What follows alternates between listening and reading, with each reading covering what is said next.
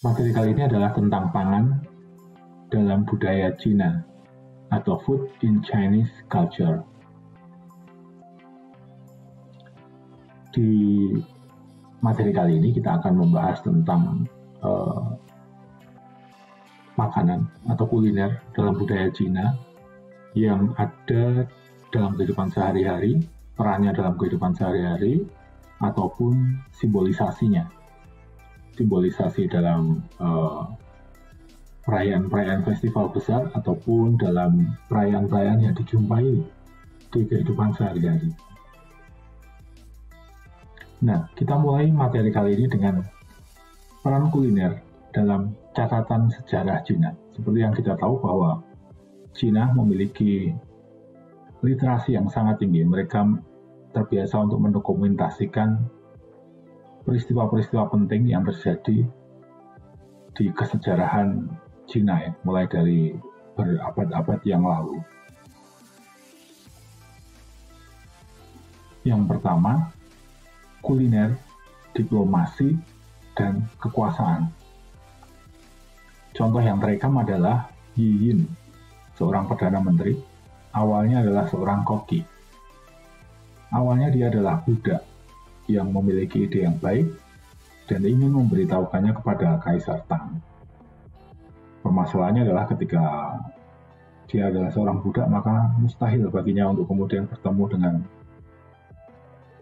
orang-orang dengan kasta yang lebih tinggi, apalagi kaisar. Dengan cara menjadi juru masak, Yi Yin dapat berkomunikasi dengan Kaisar Tang.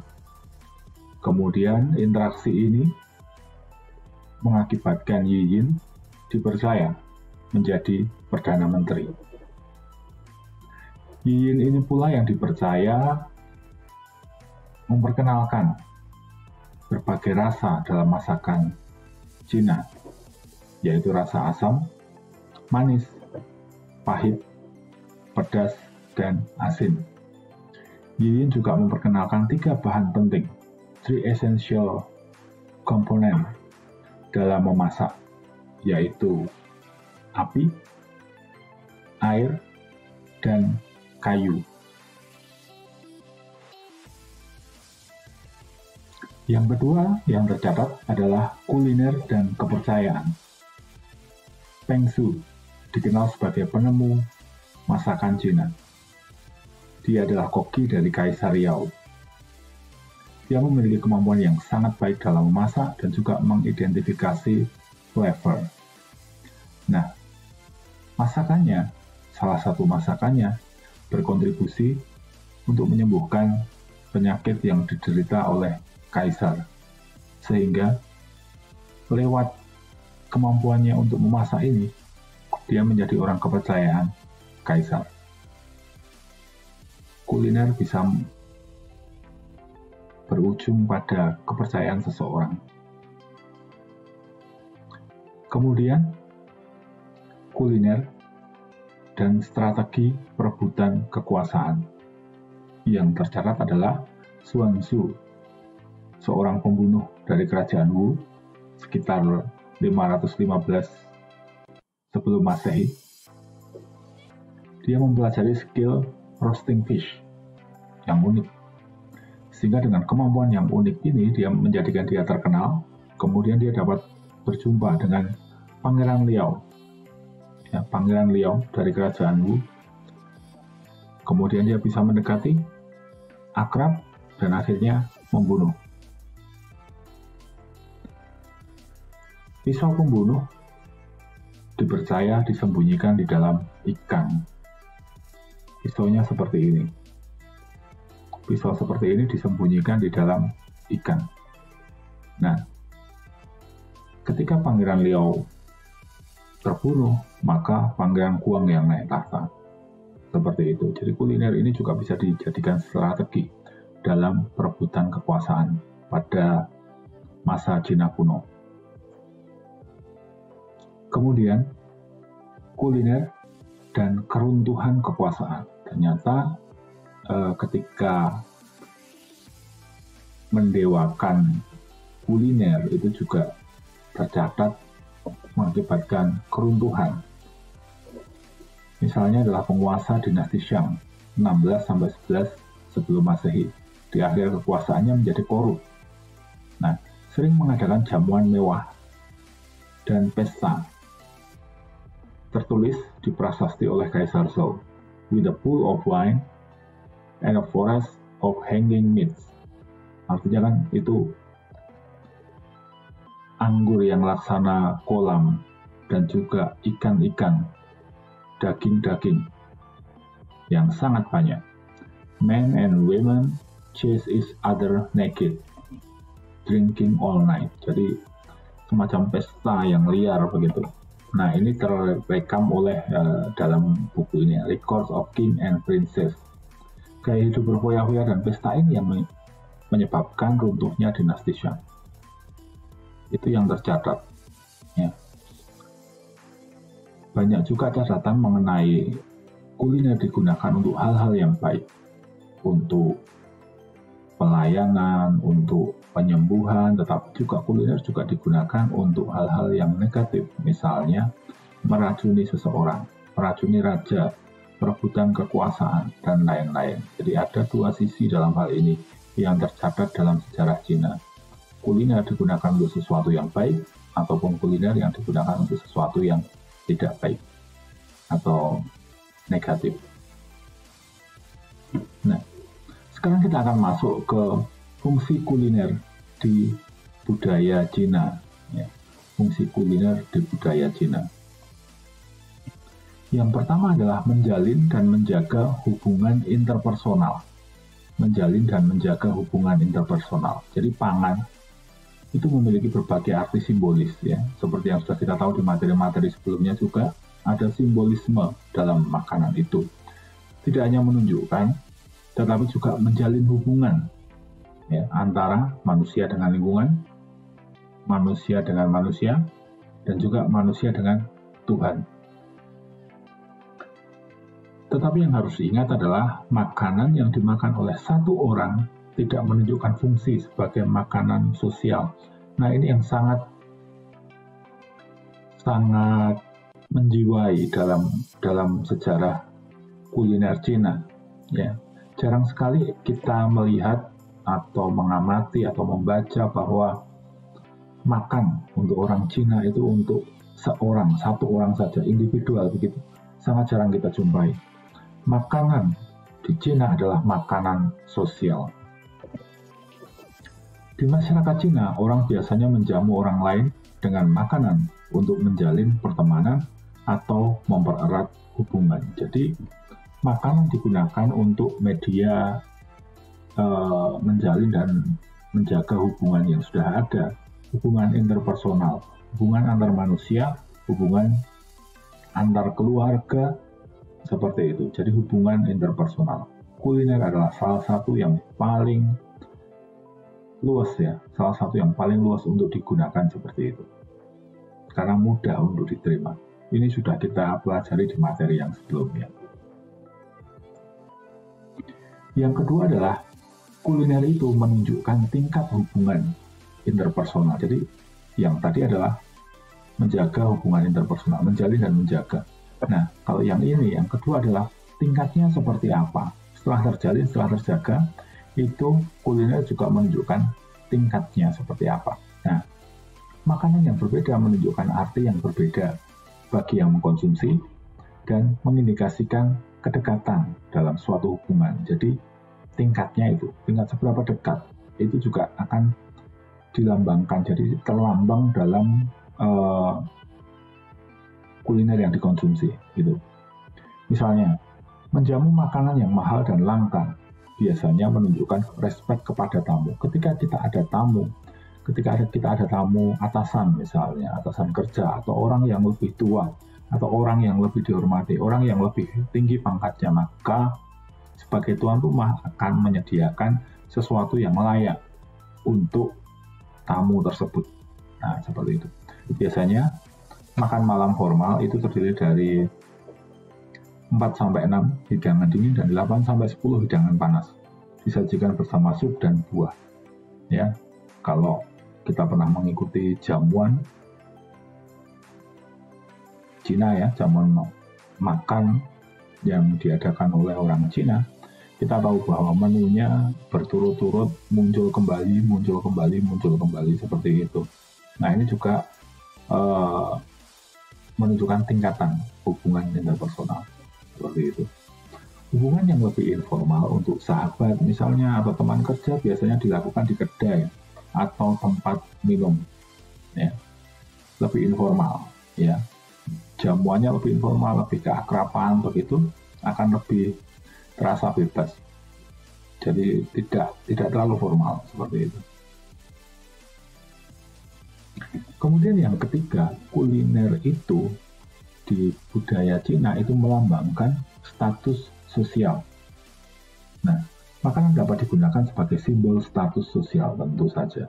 Makanan langka dan mahal melambangkan kekayaan dan status ekonomi yang tinggi. Jadi pada waktu itu ketika dari suatu keluarga yang kaya atau terhormat seperti itu, maka makanannya pun juga nanti akan mencerminkan status sosialnya. Pada umumnya merupakan makanan sumber protein yang sulit diperoleh karena mahal, langka, atau harus impor. Ini sampai saat ini juga masih berlaku seperti itu. Meskipun ada beberapa hal yang sudah dilarang, ya. Misalnya sarang burung, kemudian sirip hiu ini sudah dilarang, kaki beruang, lobster, dan lain sebagainya. Semakin unik makanannya, itu akan menimbulkan prestis yang lebih tinggi untuk keluarga yang menyediakan itu. Gitu. Jadi makanan itu melambangkan status sosialnya dari si pengundang. Kemudian selanjutnya, kuliner sebagai karakter dari suatu kelompok. Nah, sebagai karakter atau ciri dari kelompok yang biasanya misalnya dipisahkan oleh wilayah, kemudian oleh keluarga, oleh ras, oleh agama. Makanan ini bisa merupakan penciri. Ya. Hal ini terbukti atau berlanjut karena kebiasaan sebenarnya. Kebiasaan ketika terbentuk kebiasaan makan, maka orang cenderung akan mengingat dan kemudian akan melanjutkan itu meskipun dia sudah berpindah ke daerah lain misalnya, atau ke negara lain gitu. Dia akan melanjutkan makan ataupun memasak yang memang sudah selama ini dia lakukan. Adaptasi tetap dilakukan, tapi tentu keinginan untuk makan makanan dari tempat di mana dia berasal itu sangat kuat. Nah, misalnya wilayah misalnya, penciri wilayah misalnya. Di Cina, nasi merupakan makanan pokok untuk orang Cina bagian selatan. Sedangkan di utara, makanan pokok adalah gandum, misalnya roti. Kenapa? Karena ketika dia sudah ada di utara itu dekat dengan, karena Cina sangat luas, maka utaranya itu dekat dengan Rusia, dekat dengan Eropa Timur, yang tentunya iklimnya sangat berbeda, ya. Iklimnya sangat dingin, dan yang bisa tumbuh di sana tentu gandum. Makanya orang bagian utara dia akan mengkonsumsi roti. Tetapi di Cina bagian selatan orang-orangnya mengkonsumsi nasi. Kenapa? Secara iklim dekat dengan Asia, lebih dekat ke daerah Khatulistiwa, lebih panas, lebih cocok untuk menanam padi dibandingkan dengan gandum, dan juga ada aliran sungai Han, di mana itu memberikan kesuburan untuk tanah-tanahnya. Tanah-tanah di Cina bagian selatan itu subur, tercukupi aliran airnya, bukan hanya Cina, tetapi juga negara-negara di sekitarnya seperti Vietnam dan lain-lain. Itu juga sama, hidup dari nasi sebagai makanan pokoknya. Nah, selanjutnya makanan atau kuliner itu berfungsi juga untuk merayakan peristiwa-peristiwa penting. Ya. Makan bersama dapat digunakan sebagai simbol perayaan peristiwa-peristiwa penting seperti kelahiran, ulang tahun, pernikahan, pemakaman, dan upacara agama. Jadi kuliner itu mempersatukan keluarga dalam merayakan peristiwa-peristiwa penting dalam hidupannya sehari-hari. Nah, makanan yang dimakan atau dihindari dengan alasan agama lebih penting dibandingkan kadar gizinya. Ini juga sama. Alasan simbolisme itu lebih kepada larangan atau lebih kepada dianjurkan karena akan memiliki manfaat tertentu, seperti itu. Simbolismenya seperti itu. Jadi kadar gizi itu nomor sekian. Yang penting simbolismenya bahwa akan membawa keberuntungan, akan membawa nasib yang baik, panjang umur, dan lain sebagainya. Kalau kita kenal kemarin materinya ya, Magico Religious kemarin ya. Kalau ini bukan hanya tabu saja, tapi yang juga diinginkan seperti itu. Alasannya juga sama, Magico Religious seperti itu. Konsumsi makanan yang dianjurkan dalam agama merupakan simbol ketaatan dan hubungan antara manusia dengan Tuhan. Ini kemarin kita sudah banyak bahas. Nah, itu tadi peranannya. Nah, yang selanjutnya adalah simbolisme pangan dalam berbagai macam festival besar di Cina. Misalnya, yang paling terkenal, Chinese New Year. Apa yang harus ada di situ? Permen misalnya. Melambangkan harapan hidup yang manis. Permen rasanya manis. Ketika mengkonsumsi permen di Chinese New Year, maka harapannya adalah hidupnya ke depan akan berasa manis seperti permen, gitu misalnya. Kemudian selanjutnya adalah dumplings. Ya. Ini melambangkan kekayaan. Kenapa? Karena ketika kita melihat dumplings yang berbentuk seperti ini, kita akan ingat bahwa pada masa Cina kuno, sumber kekayaan, lambang kekayaan adalah memiliki emas atau perak. Kita lihat bahwa dari prasasti-prasasti, dari laporan-laporan, bentuknya adalah seperti dumpling ini. Ya, jadi lambang menyimbolkan bentuk emas ataupun bentuk perak atau logam berharga pada masa Cina kuno. Itu dumplings.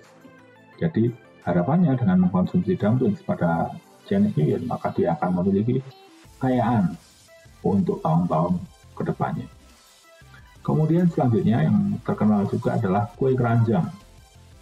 Ya, terbuat dari ketan, ya, terbuat dari ketan, melambangkan peningkatan kekayaan untuk tahun-tahun ke depan. Kemudian festival yang kedua adalah Lantern Festival ya. Apa yang ada di situ, yang wajib ada di situ adalah ronde ya, kalau kita tahu ya, glutinous rice ya. Terbuat dari ketan yang di dalamnya ada gula. Melambangkan apa? Melambangkan reuni keluarga atau kebersamaan dengan bentuknya yang bulat dan juga bahannya yang lengket. Ya, dari ketan yang lengket itu melambangkan reuni keluarga atau kebersamaan. Nah, selanjutnya adalah Dragon Boat Festival, ya, Festival Perahu Naga. Nah, ini untuk mengenang Gu Yuan, ya, seorang patriot Cina kuno. Nah, makanan yang harus ada di situ apa? Bakcang ya, kalau kita kenal sebagai bakcang ya. Terbuat dari ketan juga, yang kemudian dibungkus dengan bisa daun bambu gitu ya. Nah, ceritanya semacam legenda bahwa Gu Yuan ini adalah bukan seorang menteri, tetapi orang yang berpengaruh di kerajaannya begitu. Nah, dia terkenal menaklukkan beberapa negara, tetapi pada suatu ketika dia difitnah, kemudian terusir dari negaranya sendiri, kemudian negaranya kalah dan dia menceburkan diri ke sungai. Nah, orang Cina percaya ketika melemparkan bakcang ini ke sungai, maka ikan-ikan yang ada di dalam sungai itu tidak akan membawa lari atau tidak akan memakan Gu Yuan. Jadi Gu Yuan akan tetap hidup di sungai itu dan menemani masyarakat. Seperti itu kepercayaannya. Kemudian ada Mid-Autumn Festival ya. Mooncake Festival. Ya, kue bulan melambangkan kesatuan keluarga. Dari bentuknya yang bulat itu ya, dari bentuknya yang bulat itu melambangkan kesatuan keluarga. Kemudian sama juga bentuknya bulat juga adalah pomelo ya, melambangkan kesatuan dan bentuknya yang bulat. Nah, selain festival-festival besar, ada juga peristiwa-peristiwa dalam kehidupan sehari-hari yang dirayakan dan disimbolkan juga dalam bentuk makanan, gitu. Simbolisme makanan yang harus ada dalam peristiwa-peristiwa tertentu, peristiwa-peristiwa hidup ya. Misalnya pernikahan, makanan yang harus ada adalah biji-bijian, misalnya biji teratai, biji semangka, gitu. Karena biji ya, seeds itu kan memang benih, begitu adalah simbol kehidupan yang baru sebenarnya. Ketika dia ditanam, itu dia akan menimbulkan, akan dapat kemudian menghasilkan tanaman yang baru lagi, gitu. Melambangkan banyak keturunan. Kemudian ada lobster, ada ayam, ya.